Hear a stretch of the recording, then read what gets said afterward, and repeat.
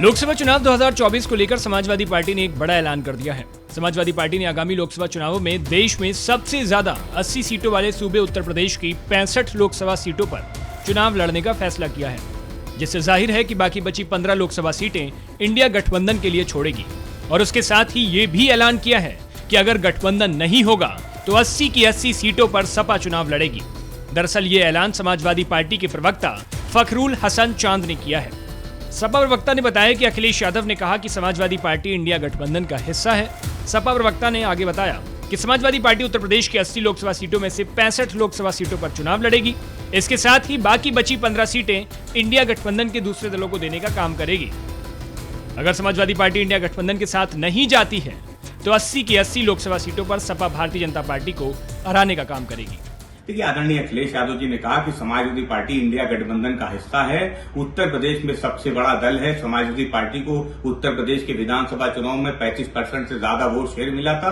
इसलिए समाजवादी पार्टी उत्तर प्रदेश की 80 लोकसभा सीटों में से 65 पे चुनाव लड़ेगी और 15 सीटें अपने गठबंधन के दूसरे दलों को देने का काम करेगी। समाजवादी पार्टी उत्तर प्रदेश में भारतीय जनता पार्टी को अकेले हराने में सक्षम है। अगर समाजवादी पार्टी इंडिया गठबंधन के साथ नहीं जाएगी तो 80 की 80 लोकसभा सीटों पर समाजवादी पार्टी भारतीय जनता पार्टी को हराने का काम करेगी। वहीं समाजवादी पार्टी के इस ऐलान के बाद कांग्रेस ने भी पलटवार कर दिया है। यूपी कांग्रेस के प्रवक्ता अंशु अवस्थी ने कहा कि प्रदेश की सभी 80 सीटों पर कांग्रेस की तैयारी पूरी है। जहां तक गठबंधन और सीट बंटवारे की बात है तो उस पर राष्ट्रीय नेतृत्व अंतिम फैसला लेगा, लेकिन कांग्रेस की तैयारी सभी सीटों पर है।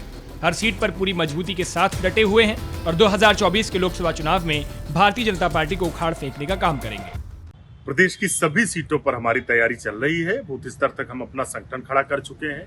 हमारे नेता भाजपा की सरकार के प्रति जो नाराजगी, जो उन्होंने वादा खिलाफी की, और उसके साथ जो कांग्रेस पार्टी की यूपीए 1 यूपीए 2 सरकार में हमने जन कल्याणकारी योजनाएं चलाई थी। जनहित में 72,000 करोड़ रुपए माफ किए थे। सर्व शिक्षा अभियान, सूचना का अधिकार से तमाम जनहित की योजनाएं जो थी उनको बताने का काम कर रहे हैं। बीजेपी सरकार ने जो वादा खिलाफी की है उनको लेकर जा रहे हैं। गठबंधन को लेकर जो बात है, सीट बंटवारे को लेकर जो बात है, उसको लेकर जो निर्णय होगा वो राष्ट्रीय नेतृत्व निर्णय लेगा। लेकिन हमारी तैयारी प्रदेश की सभी सीटों पर है। हम पूरी मजबूती से तैयारी कर रहे हैं और भारतीय जनता पार्टी को 2024 के चुनाव में उखाड़ फेंकने का काम करेंगे। गौरतलब है कि हाल ही में एमपी चुनाव में सीट बंटवारे को लेकर कांग्रेस से हुई खटपट के बाद सपा दफ्तर के बाहर अखिलेश यादव को भावी प्रधानमंत्री बताते हुए सपा प्रवक्ता ने एक पोस्टर लगाया था, जिसके जवाब में कांग्रेस की ओर से भी 2024 में राहुल गांधी को भावी प्रधानमंत्री और 2027 में अजय राय को भावी मुख्यमंत्री बताया गया था।